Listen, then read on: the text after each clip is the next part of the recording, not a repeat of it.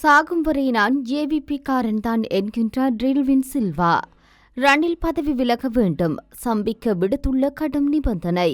இஸ்ரேலிய தாக்குதலில் லெபனானில் 150 பேர் பலி.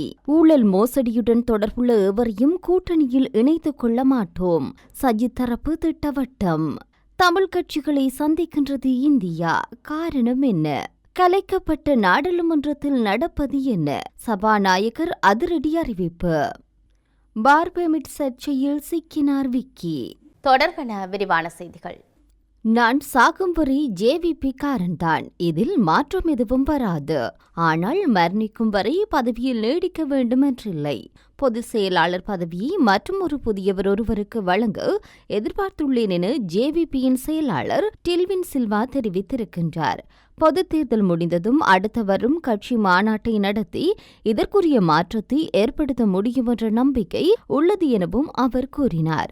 1978 ஆண்டு ஜேவிபியில் இணைந்த டில்வின் சில்வா 1995 ஆண்டு ஜேவிபியின் செயலாளர் பதவிக்கு நியமிக்கப்பட்டார். அன்று முதல் இன்று வரை 29 வருடங்களாக அந்த பதவியில் அவர் நீடிக்கின்றார். கட்சி செயற்பாடுகள் காரணமாக சிறைவாசமும் அனுபவித்துள்ளார். ஜேவிபிக்கு எதிராக விதிக்கப்பட்டிருந்த தடை நீக்கப்பட்டு அந்த கட்சியினர் ஜனநாயக வழிக்கு திரும்பிய பின்னர் கட்சியை மீள கட்டியெழுப்புவதில் டில்வின் சில்வாவின் பங்களிப்பு அளப்பரியது. ஜேவிபி அரசியல் ரீதியாக பின்னடைவுகளை சந்தித்த வேளையெல்லாம் கட்சி தோழர்களை உற்சாகப்படுத்தி கட்சியை ஒரு கட்டுக்கோப்பாக வழிநடத்தியவர்களில் டில்வின் சில்வா பிரதானமானவர்.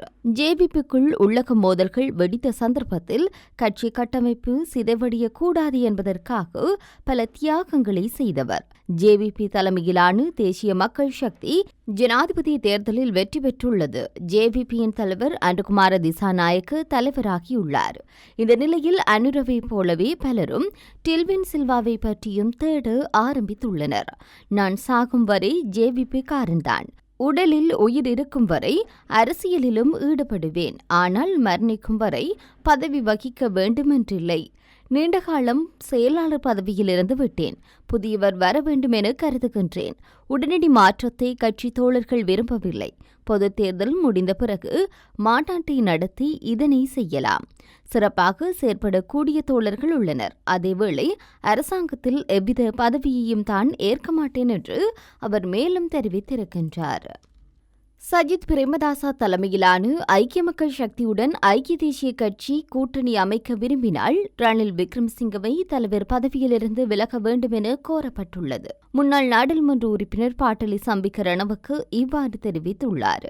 இவ்வாறானதொரு சூழ்நிலையில் ருவன் விஜயவர்தன ஐக்கிய தேசிய கட்சியின் தலைமை பொறுப்பை ஏற்க வேண்டும் எனவும் ரணவுக்கு வலியுறுத்தியுள்ளார். ஐக்கிய மக்கள் சக்தியுடன் ஒப்பிடுகையில் சிறிய அரசியல் சக்தியாக உள்ள ஐக்கிய தேசிய கட்சியை தீர்மானிக்க வேண்டும் எனவும் தெரிவித்திருக்கின்றார். ஐக்கிய தேசிய கட்சியுடன் இணைந்து பணியாற்றுவதற்கான வாய்ப்பை ஏற்க வேண்டுமா என்பதை ஐக்கிய மக்கள் சக்திதான் தீர்மானிக்க வேண்டும் எனவும் அவர் கூறியுள்ளார்.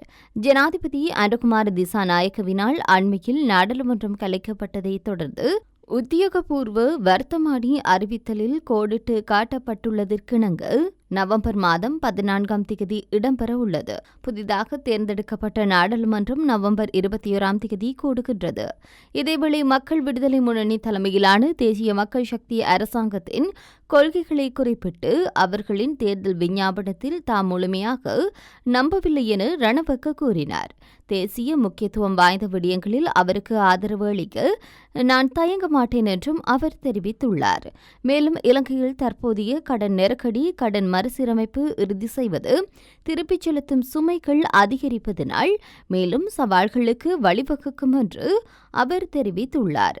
எவ்வாறாயினும் இந்தியா மற்றும் அமெரிக்காவுடனான உறவுகளை சமநிலைப்படுத்தி அணிசீரா வெளிநாட்டு கொள்கைகளை பேணுவதற்கு ஜனாதிபதி திசாநாயக்க நன்றாக செயல்படுவார் என அவர் மேலும் கூறியுள்ளார். இடம்பெறவுள்ள நாடாளுமன்ற தேர்தலில் ஐக்கிய மக்கள் சக்தி ஐக்கிய மக்கள் கூட்டணியாகவே போட்டியிட இருக்கின்றோம். ஊழல் மோசடியுடன் தொடர்பட்ட எவரையும் எமது கூட்டணியில் இணைத்துக் கொள்வதில்லை என ஐக்கிய மக்கள் சக்தி உறுப்பினர் ரஞ்சித் மத்தும பண்டாரு தெரிவித்துள்ளார். இடம்பெற்று முடிந்த ஜனாதிபதி தேர்தலில் ஜனாதிபதி அன்றகுமார திசாநாயக்கவிற்கு மக்கள் 56 லட்சம் வாக்குகளை வழங்கியுள்ள போதும் அதற்கு எதிராக ஏனைய அனைத்து கட்சிகளுக்கும் 77 லட்சம் வாக்குகளை மக்கள் வழங்கியிருக்கின்றார்கள். அவ்வாறான நிலையிலேயே தற்போது ஐக்கிய மக்கள் சக்தி பொதுத் தேர்தலுக்கு தயாராகி வருகின்றது. ஐக்கிய மக்கள் கூட்டணி அது தொடர்பான நடவடிக்கைகளை மேற்கொண்டு வருகின்றது. அதே நேரம் ஜனாதிபதி தேர்தலில் எமது கூட்டணியில் இணைத்துக் கொள்ளாத பலர் பொதுத் தேர்தலில் இணைத்துக் கொள்ள இருக்கின்றனர். ஆனால் ஊழல் மோசடியுடன் தொடர்பட்டுள்ளதாக தெரிவிக்கப்படும் யாரையும் எமது கூட்டணியில் இணைத்துக் கொள்ளப் போவதில்லை. அதில் நாங்கள் உறுதியாக இருக்கின்றோம். மேலும் காளிமுகத்திடலில் நிறுத்தி வைக்கப்பட்டுள்ள வாகனங்கள் தொடர்பில் மக்கள் விடுதலை முன்னணி ஊடாக களியாட்டம் ஒன்றை காட்டி வருகின்றது. 2005 மற்றும் 2019 காளிமுகத்திடலில் வாகனங்கள் இவ்வாறு நிறுத்தி வைக்கப்பட்டிருந்தன. இது புதிய விடயமல்ல. ஆனால் மக்கள் விடுதலை முன்னணியிடமிருந்து மக்கள் புதிய மாற்றத்தையே எதிர்பார்க்கின்றனர். அதே நேரம் இந்த வாகனங்களை ஏலத்தில் விற்பனை செய்ய போகின்றதா அல்லது வேறு தேவைக்கு பயன்படுத்தப் போகின்றதா என நாங்கள் கேட்கின்றோம். ஏனெனில் அரசாங்கத்தில் 3 அமைச்சர்களே இருக்கின்றனர். அமைச்சின் செயலாளர்கள் மற்றும் கூட்டு தாபனங்களின் தலைவர்கள் வரையறுத்து நியமிக்கப்படுகின்றார்கள். இதனால் இந்த நியமனங்கள் அனைத்தும் வழங்கப்பட்டால் இருக்கும் வாகனங்களுக்கு என்ன நடக்கும் என்பதை மக்களுக்கு தெரிவித்துக் கொள்ள முடியும் என்று அவர் மேலும் தெரிவித்திருக்கின்றார். தமிழ் தேசிய கட்சிகளை இலங்கைக்கான இந்திய தூதுவர் திங்கட்கிழமையன்று சந்தித்து கலந்துரையாட உள்ளார். தமிழ் தேசிய கட்சிகளை அழைத்து கொழும்பில் உள்ள இந்திய தூதரக அலுவலகத்தில் இன்று பிற்பகல் கலந்துரையாடப்பட உள்ளனர். இலங்கை தமிழரசு கட்சி, என்ஐஏக்கு தமிழ் தேசிய கூட்டணி, தமிழ் மக்கள் கூட்டணி, தமிழ் தேசிய மக்கள் முன்னணி ஆகிய கட்சிகளுக்கு அழைப்பு விடுக்கப்பட்டுள்ளது. நாடாளுமன்ற தேர்தல் அறிவிக்கப்பட்டுள்ள நிலையில் தமிழ் தேசிய கட்சிகளுடனான இந்திய தூதுவரின் சந்திப்பு என்பது முக்கியத்துவம் வாய்ந்ததாக பார்க்கப்படுகின்றது. அரசியலமைப்பு சபைக்கான ஜனாதிபதியின் பிரதிநிதியாக அமைச்சர் விஜித கேரத் நியமிக்கப்பட்டுள்ளார். அன்றகுமார திசாநாயக்கவினால் குறித்த நியமனம் செய்யப்பட்டுள்ளதாக சபாநாயகர் மகிந்த யாப்பா அபயவர்தன தெரிவித்திருக்கின்றார்.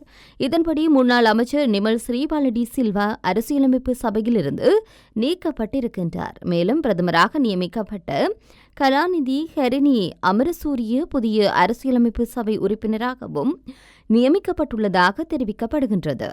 நாடாளுமன்றம் கலைக்கப்பட்டாலும் புதிய நாடாளுமன்றம் அமைக்கப்படும் வரை அரசியலமைப்பு சபையின் செயல்பாடுகள் தொடரும். இதன்படி புதிய ஜனாதிபதி நியமிக்கப்பட்டுள்ள நிலையில் அடுத்த மாதம் 9ஆம் தேதி அரசியலமைப்பு சபை கூடும் என சபாநாயகர் மகிந்த யாப்பா அபயவர்தன தெரிவித்திருக்கின்றார்.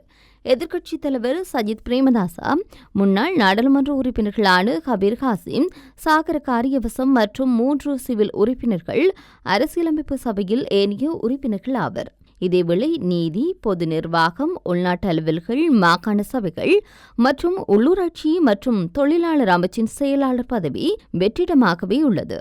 அந்த பதவியில் கடமையாற்றிய பிரதீப் ஜசரத்ன இன்று முதல் அமலுக்கு வரும் வகையில் ஓய்வு பெறுவதை அடுத்து இந்த வெற்றிடம் ஏற்கப்பட்டுள்ளது. புதிய அரசாங்கம் ஆட்சிக்கு வந்ததும் 17 அமைச்சர்களுக்கு புதிய செயலாளர் நியமிக்கப்பட்ட போதும் கடந்த அரசாங்கத்தில் பொது நிர்வாகம், உள்நாட்டு அலுவல்கள், மாகாண சபைகள் மற்றும் உள்ளூராட்சி மன்ற செயலாளராக கடமையாற்றிய பிரதீப் ஜசரத்ன மீண்டும் நியமிக்கப்பட்டார்.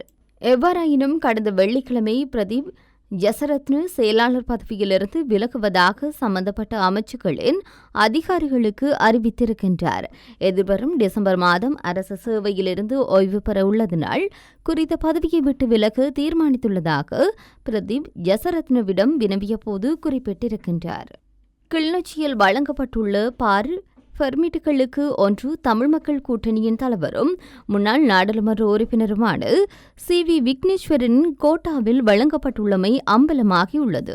கிளிநொச்சி மாவட்டத்தின் கரடிப்போக்கு சந்தையில் ஏனைன் வைன் ஸ்டோர் எனும் பெயரில் இயங்கும் மதுபான சாலைக்கான அனுமதி வடக்கு மாகாண முன்னாள் முதலமைச்சரும் முன்னாள் நாடாளுமன்ற உறுப்பினருமான சி.வி. விக்னேஸ்வரன் ஊடாக பெற்றமை உறுதி செய்யப்பட்டுள்ளது.